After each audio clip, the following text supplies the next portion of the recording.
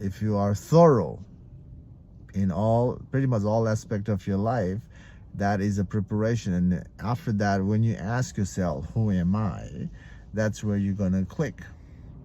And when you ask yourself, who am I? And if you catch yourself at that moment, that moment is recognizing the truth. And when your truth is seen, then the letting go happens naturally. The mind drops.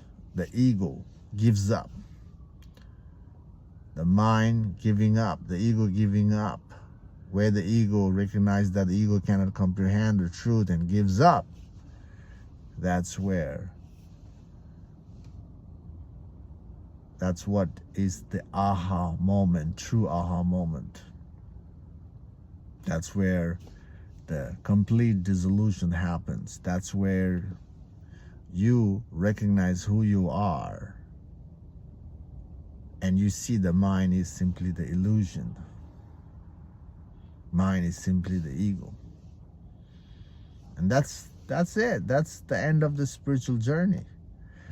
And the spiritual journey ends, by the way, okay? When you see the truth, your spiritual seeking ends. There's the end of the seeking, and then your life begins without inner conflict and fear. And that's the whole purpose of the spiritual practice. Seeking the truth. When you see the truth, then the seeking ceases, and the true living, the authentic living begins by being who you are. And that who you are is the consciousness itself. The nature of the consciousness is conscious and empty. Empty. That's why the spiritual journey is about emptying yourself